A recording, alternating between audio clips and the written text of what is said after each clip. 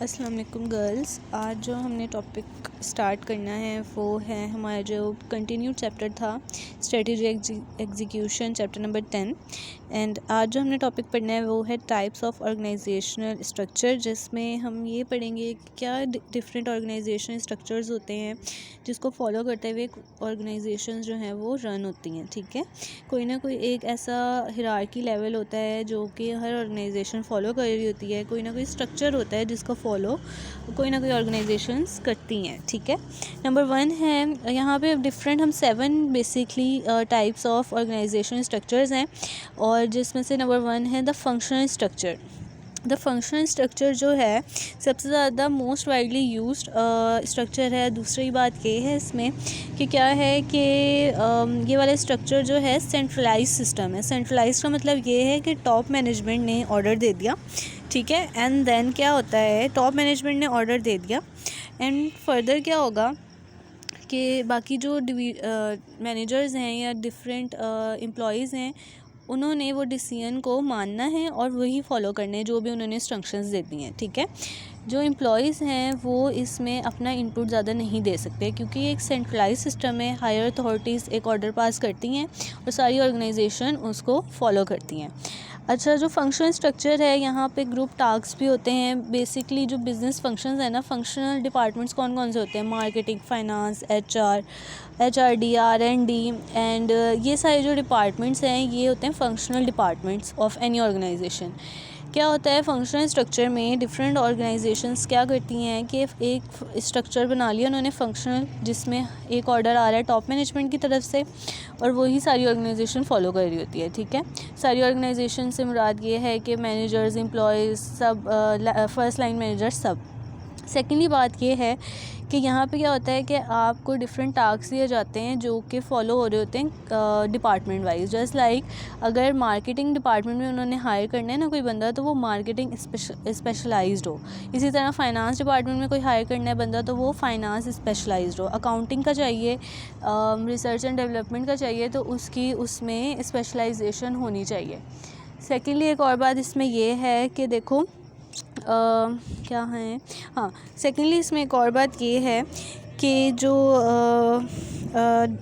कुछ कंपनीज़ जो है ना, जो लार्ज कंपनीज़ हैं वो पहले सेंट्रलाइज सिस्टम यूज़ करती थी, लेकिन अब क्या है, क्योंकि अब जो दौर है वो टेक्नोलॉजी का है प्लस एम्प्लॉयज़ को खुश करने का भी है। क्योंकि अगर आपके पास एम्प्लॉय आपका रिटेन होके नहीं रहेगा तो आपका बिज़नेस जो है वो बहुत ज़्यादा फ्लरिश नहीं कर सकता। ठीक है, इस वजह से अब क्योंकि ऑर्गेनाइजेशंस पहले अपना सेंट्रलाइज सिस्टम रखती हैं बड़ी ऑर्गेनाइजेशन, लेकिन अब क्या हुआ है कि उनको जो है बहुत ज़्यादा मसले वगैरह आने लगे, प्रॉब्लम्स वगैरह आने लगी। इस वजह से वो बहुत ज़्यादा बड़ी ऑर्गेनाइजेशन ने कन्वर्ट किया है इनटू डिसेंट्रलाइज सिस्टम, जो कि इसके बिल्कुल ऑपोजिट है। यहाँ डिसेंट्रलाइज सिस्टम में क्या होता है कि आप हर एम्प्लॉय के पास ये अथॉरिटी नहीं कहेंगे, राइट होता है कि वो अपना ओपिनियन दे सके। ठीक है, ओपिनियन दे सके in any meeting, in any कह लो कि किसी न किसी मीटिंग में या कोई चीज़, कोई प्रॉब्लम है उसके लिए भी ओपिनियन दे सकते हैं। वरना सेंट्रलाइज में क्या होता है कि सिर्फ टॉप मैनेजमेंट जो प्रॉब्लम का सल्यूशन बता दे वही बता दे। ठीक है, वो जो डिसीजन ले ले वही ले ले। लेकिन अब जबकि जैसे जैसे तरक्की हो रही है तो लोगों को भी समझ आ रहा है कि अगर आप आपके एम्प्लॉयज़ को सेटिस्फाई नहीं रखेंगे तो आपकी कंपनी रन नहीं हो सकती। इसलिए अब बहुत ज़्यादा कंपनीज़ डिसेंट्रलाइज सिस्टम भी फॉलो कर रही हैं। ठीक है, क्लियर हो गया सेंट्रलाइज एंड डिसेंट्रलाइज। सेंट्रलाइज में क्या होगा, टॉप मैनेजमेंट ऑर्डर दे दिया है, सारे फॉलो करें।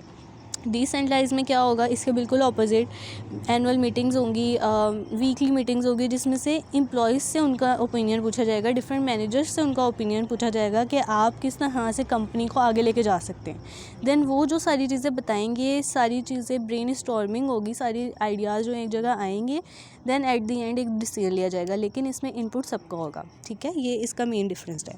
सेकंड पे आ जाते हैं हम, डिविजनल स्ट्रक्चर। यहाँ पे क्या होता है कि इन्होंने मेजर ना सेगमेंट्स में या डिवीजन्स में या यूनिट्स में ना डिवाइड किया हुआ होता है काम। अब क्या है कि अब डिवीज़न भी जो है ना वो एक तरह की नहीं, वो 4 तरह की है।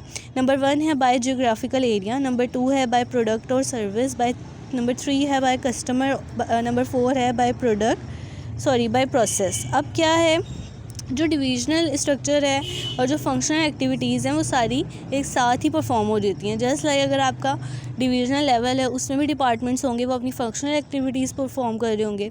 अब हम फर्स्ट पे देख लेते हैं कि एक डिपार्टमेंट है, सबसे फर्स्ट है डिविजनल स्ट्रक्चर जो है बाय जोग्राफिकल एरिया। इसका मकसद क्या होगा कि आप एक सर्टेन जोग्राफिकल एरिया में अपने एक ऑर्गेनाइजेशन की ब्रांच ओपन कर लो, या जो एक ऑर्गेनाइजेशन है वहाँ पे लोकेट कर लो, ठीक है। अब उस एरिया के अंदर डिफरेंट फंक्शनल डिपार्टमेंट्स होंगे, जैसे लाइक मार्केटिंग, फाइनेंस, HRD, ये सब वो सब अपने फंक्शंस परफॉर्म कर रहे होंगे। लेकिन आपकी डिवीज़न हुई हुई होगी जोग्राफिकल एरिया के बेस पे, तो इसका मतलब ये होगा कि सारा काम जो मैनेज हो रहा होगा उस ऑर्गेनाइजेशन के अंदर अंदर ही मैनेज हो रहा होगा। हो सकता है वो उसका जो मेन ब्रांच हो वो किसी और शहर में हो, लेकिन अगर वो एक स्पेसिफिक एरिया में लोकेट की है ना उन्होंने, तो उसका जो भी हेड ऑफ़ डिपार्टमेंट होगा वो ही सब कुछ मैनेज कर रहा होगा, ठीक है। ये होती है जोग्राफिकल एरिया। अगर आप लोग को मैं इसकी एग्जाम्पल दूँ तो देखो, हम ऐसे कह सकते हैं कि मेन मैकडॉनल्ड्स जो है वो है किधर, वो है बाहर अमेरिका में है शायद। उसके बाद उसकी इतनी ज़्यादा ऑर्गेनाइजेशन यहाँ पे रन हो रही है, कंपनी एक ही है, ब्रांड नेम एक ही है, सब एक है, लेकिन हर जगह अलग अलग तरीके से रन हो रही है, ठीक है। यहाँ पे इन्होंने जियोग्राफिकली क्या किया, डिवाइड कर दिया है। जो चीज़ें वो यहाँ पे ऑफ़र करते हैं ना वो इंडिया में ऑफ़र नहीं करते। जस्ट लाइक वहाँ पे वो मीट नहीं दे सकते इतनी आसानी से जैसे वो पाकिस्तान में देते हैं। इसी तरह बाहर के मुल्कों में जो उनकी चीज़ें हलाल हैं वो हमारी चीज़ें हराम है, ऐसा ही है। तो ये सारी चीज़ें आ जाती हैं इसमें। सेकेंडली एक और बात इसमें ये थी कि देखो, एरिया वाइज भी तो चीज़ें डिफ़र करती हैं ना, इस वजह से जिस ऑर्गेनाइजेशन में आपने डिवीजन्स बनानी है ना, तो आप जियोग्राफिकली उसको लोकेट कर देते हो और एक किसी हेड को बता देते हो, और वहाँ पे सारा काम जो है वही सारे एम्प्लॉयज़ भी मैनेज कर रहे होते हैं, प्लस वो भी मैनेज कर रहे होते हैं, मैनेजर्स भी मैनेज कर रहे होते हैं। ये डिपेंड करता है कि डिसीजन मेकिंग उन्होंने अथॉरिटी किसको दी हुई है। या तो वो सेंट्रलाइज अगर होंगे तो वो टॉप मैनेजमेंट ही होगी, चाहे जहाँ मर्जी को। अगर वो डिसेंट्रलाइज होंगे तो हो सकता है उनके एम्प्लॉयज़ भी साथ साथ हों। इसके अलावा जो है second one is divisional structure by product और सर्विस। यहाँ पे क्या बात हुई हुई है कि बहुत दफ़ा होता ये है कि आप अपने प्रोडक्ट्स और सर्विस को देखते हुए ना डिवीजन्स बना लो। आपकी ऑर्गेनाइजेशन एक है, लेकिन अगर आप मल्टीपल प्रोडक्ट्स ऑफ़र कर रहे हो तो हो सकता है आप डिफरेंट आउटलेट्स, डिफरेंट ब्रांचेस या डिफरेंट ऑर्गेनाइजेशंस की ना वो बना लो, डिवीजन्स बना लो। और क्या करो कि अच्छा, ये मेरा अगर फूड चेन का है, ये एक चीज़ ये मैनेजर, ये HOD हैंडल कर ले। अगर मेरा दूसरा क्या है, शूज़ वगैरह का है, वो एक कर ले। अगर मेरा क्लोथिंग का है तो वो एक कर ले। जब इस तरह का काम होता है ना, तब भी काम क्या हो रहा होता है, डिवीजन लेवल पे हो रहा होता है। लेकिन रिपोर्ट सारे किसको कर रहे होंगे, टॉप मैनेजमेंट को, जो भी उसके ऑनर्स होंगे उन्हें। Third one is divisional structure by customer. यहाँ पे ये बहुत रेयर होता है, लेकिन कुछ लोग करते भी हैं कि आप कस्टमर के अकॉर्डिंगली ना अपनी डिविजन्स बना लो। कि अगर मेरे टीनेज कस्टमर्स हैं तो मैं उन्हें अलग डिवीजन्स, मतलब उनको जो भी प्रोडक्ट ऑफ़र होगा वो अलग डिवीज़न से ना, ऑर्गेनाइजेशन का अलग डिवीज़न ऑफ़र करेगा। कुछ लोग होंगे कि कुछ ओल्ड एज वाले हैं, उनको अलग डिवीज़न ऑर्गेनाइजेशन की ऑफ़र कर रही होगी, ठीक है। इस तरह से जो काम होता है वो इन्होंने बताया हुआ है। इसके अलावा एक और बात इधर ये थी कि देखो, last one is divisional structure by process. इसमें क्या होता है कि किधर है, हाँ, इसमें क्या होता है कि डिफरेंस, इसमें क्या होता है, जो डिफरेंट प्रोसेस वाला है ना, डिवीजन स्ट्रक्चर बाय प्रोसेस, इसमें डिफरेंट फंक्शनल स्ट्रक्चर के सिमिलर ही है ये। यहाँ पे प्रोसेस जैसे जो एक्टिविटीज़ हो रही होती हैं ऑर्गेनाइजेशंस में, जस्ट लाइक मार्केटिंग डिपार्टमेंट है वो अपने फंक्शंस परफॉर्म कर रहा है, और जो दूसरा डिपार्टमेंट है वो फंक्शंस परफॉर्म कर रहा है। यहाँ पे इन्होंने एक डिफरेंस जो मेन बताया है वो यही बताया है कि functional departments are not accountable for profits और रेवेन्यू। अगर तो लॉस या प्रॉफिट होता है ना, तो कोई डिपार्टमेंट इस पे नहीं इल्ज़ाम डालता।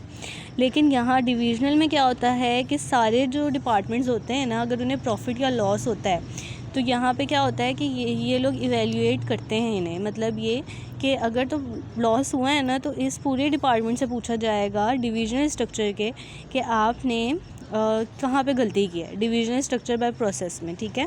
ये मेन जो थे इसके वो थे। नेक्स्ट वन जो है मैं नेक्स्ट में कवर करती हूँ।